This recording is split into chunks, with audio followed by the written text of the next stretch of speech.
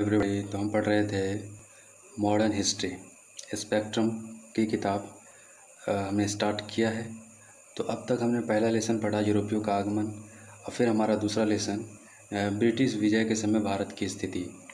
तो इस पर भी कई सारे वीडियो हमने बना दिए, ठीक है। तो हमने इससे पहले पढ़ा था कि जब मुग़ल साम्राज्य का पतन होना शुरू हुआ तो क्षेत्रीय शक्तियाँ किस तरह से अपना सर उठाना शुरू किया और अपनी सर्वोच्चता स्थापित करने के लिए आपस में संघर्ष करना शुरू कर दिया। और दूसरी साइड अंग्रेज़ भी जो है अपना पैर पसारने के लिए भारत में पहले से मौजूद थे, ठीक है। तो इससे पहले वाला वीडियो देखिए, फिर उसके बाद सिलसिलेवार वीडियो देखते चले जाइएगा तो आपको कॉन्सेप्ट क्लियर हो जाएगा, ठीक है। तो नवीन राज्य, नया राज्य में अगर बात करें तो मराठा तो पहले से था ही, अपनी शक्ति के साथ संघर्ष कर रहा था। लेकिन जब मुग़ल पूरी तरीके से बिखरना टूटना शुरू हो गया तो नवीन राज्यों में मराठा की शक्ति सबसे ज़्यादा सुदृढ़ थी और काफ़ी शक्तिशाली राज्य हुआ करता था। तो मराठाओं को पूरी तरह से कुचलने की औरंगजेब की जो महत्वाकांक्षा ये पूरी नहीं हो सकी, और मराठाओं ने 1707 की कालावधि के पश्चात मुग़ल साम्राज्य के अपक्षय में सबसे मजबूत, सबसे ताकतवर राज्य में जो है प्रस्तुत किया। तो वह एक देखिए 1707 क्यों बोल रहे हैं, 1707 में क्या हुआ था। 1707 इसलिए कह रहे हैं क्योंकि 1707 में मुग़ल बादशाह का सबसे शूरवीर और सबसे ताकतवर और सबसे विश्वास से भरा हुआ शासक औरंगजेब की मृत्यु हो गई थी। तो औरंगजेब की मृत्यु के बाद जो है अगर कोई शक्तिशाली, सबसे बड़ा, सबसे पावरफुल राज्य का अगर किसी ने गठन किया तो वो थे मराठा, ठीक है। तो मराठा का राज्य काफ़ी शक्तिशाली जो है के रूप में वो निकल करके सामने आया।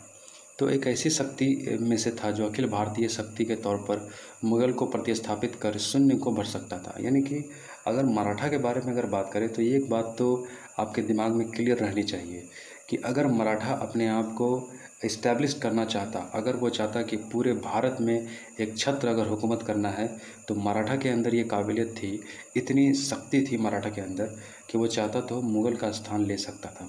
लेकिन मराठा ने वैसा ही स्थिति मराठा की भी थी, मराठाओं की नीतियाँ भी वैसा ही थी जिस नीतियों के कारण जो है मुग़ल साम्राज्य फेल हो रहा था। वही नीतियाँ मराठाओं की भी थी जिसकी वजह से मराठा मुग़ल का जगह नहीं ले पाया, ठीक है, उसका जगह अंग्रेज ले लिया। तो वे अपने एकता के अभाव से और प्रगतिशील विचारों और दृष्टिकोण के अभाव के कारण जो है पूरी तरह से विफल रहा। अब बात करें पोता, ठीक है, शिवाजी का पोता साहू जी 19 वर्षों तक सम्मानपूर्वक मुग़लों की कैद में रहा था। 1707 में औरंगजेब की मृत्यु के बाद जो है रिहा कर दिया गया।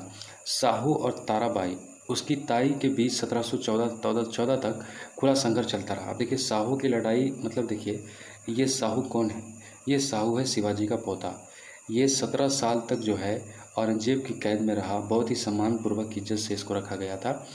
और 1714 में जो है इसके ताई ताराबाई और साहू जी, इन दोनों के बीच में जो है 1714 तक संघर्ष चलता रहा। तो अपने विश्वसनीय और सक्षम मंत्री बालाजी विश्वनाथ, तो इनके जो मंत्री थे साहू जी के बालाजी विश्वनाथ, तो बालाजी विश्वनाथ की मदद से साहू जो है जीत गया, ताराबाई से जीत गया। किससे जीत गया? ताराबाई कौन है?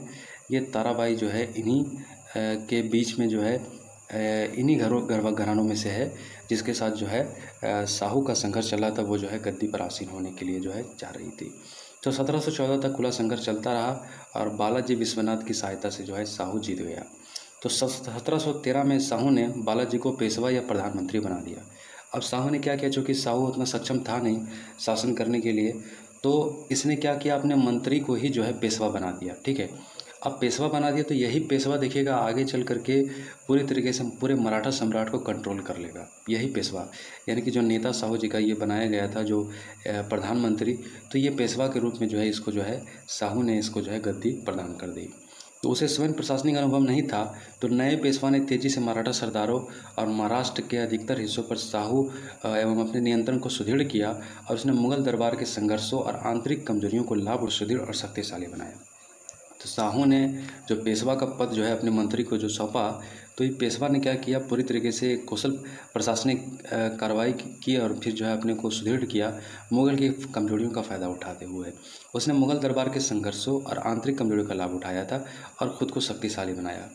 1719 में क्षेत्र के वैध शासक के तौर पर मुगल मान्यता मिल गई, ठीक है। साहू को अपना क्षेत्रीय राज्य के रूप में जो है साहू को जो विश्वनाथ बालाजी विश्वनाथ को जो पेशवा जो बनाया गया इसने जो बनाया, तो इसने जो है उसके राज उसके हवाले जो है प्रशासनिक कार्रवाई जो हवाले कर दिया, और वो काफ़ी जो है काफ़ी कुशल पूर्वक जो है इस चीज़ को अंजाम देना शुरू कर दिया।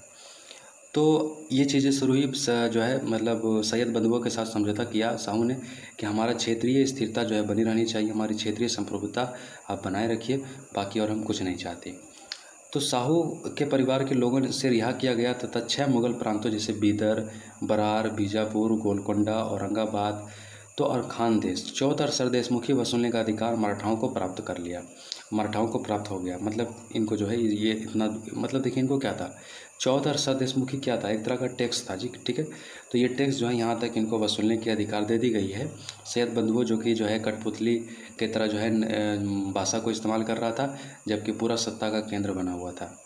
तो इसके बदले में शाहू मुगल शासक फर्रुख की सेवा में जो है 15,000 अश्वरोही सेना का एक दल देने के लिए और दक्कन में विद्रोह और लूटपाट रोकने और वार्षिक रूप से मुगल शासक को 10 लाख रुपए देने के रूप में जो है सहमत हो गया। इतने सारे इलाकों का जो है सरदेशमुखी और चौथ के बदले ये जो है 15,000 अश्वरोही सेना और तकरीबन 10 लाख रुपया में हर साल स्वीकार कर लिया। तो हालांकि बालाजी ने फर्रुख को उखाड़ फेंकने के में सैयद बंधुओं की मदद की थी कि बालाजी विश्वनाथ जो पेशवा का जो पद धारण हो गया, तो इस व्यक्ति ने मराठा के तरफ से जो है फर्रुख को उखाड़ फेंकने में सैयद बंधुओं की मदद की थी, और बालाजी विश्वनाथ पेशवा का पद बेहद शक्तिशाली हो गया और मराठा राज्य ने प्रभुत्वशाली विस्तारवादी राज्य का जो है दर्जा प्राप्त कर लिया। बालाजी प्रथम ने अपने पिता बालाजी विश्वनाथ की मृत्यु के पश्चात, अब देखिए ये भी वंशानुगणित हो जाएगा, बालाजी विश्वनाथ को सबसे पहले पेशवा बनाया था किसने, देखो ये बात याद रखना, तब आपको मराठा का पूरा स्टोरी समझ में आ जाएगा। बालाजी विश्वनाथ कौन व्यक्ति है, बालाजी विश्वनाथ वही व्यक्ति है जो ताराबाई और साहू के बीच में जो शिवाजी का पोता था, दोनों के बीच में जो संघर्ष चल रहा था, इन दोनों के बीच में जो है बालाजी विश्वनाथ ने बहुत अच्छा रोल निभाया था, जिसके वजह से साहू की जीत हो गई। तो फिर साहू उतना प्रशासनिक कुशलता नहीं था, तो बालाजी विश्वनाथ को ही जो है इसने क्या किया, प्रशासन में जो है इनको प्रधानमंत्री बना दिया, मंत्री को पेशवा का पद के रूप में इसको स्थापित कर दिया। और फिर बालाजी विश्वनाथ काफ़ी कुशलता के साथ जो है सारी चीज़ें लेकर के चला, और फिर इसके मरने के बाद बाजीराव प्रथम जो है 1720 में जो है मात्र 20 वर्ष के आयु में पेशवा का पद संभाल लिया। बाजीराव मराठा शक्ति को उल्लेखनीय रूप से विस्तारित करने में सफल रहा और उत्तर में उसने 1728 में मालवा, 1731 में गुजरात पर विजय प्राप्त किया, फिर उसके बाद बुंदेलखंड पर भी कब्जा कर लिया, बुंदेलखंड पर भी कब्जा किया, और दक्कन में पालखेड़ में हैदराबाद के निजाम को पराजित किया और उन क्षेत्रों से राजस्व एकत्रित करने का अधिकार सुनिश्चित किया। तो 1733 में उसे जंजीरा के सिद्दियों के खिलाफ अभियान के नेतृत्व किया और उन्होंने मुख्य भूमि से जो है मार भगाया।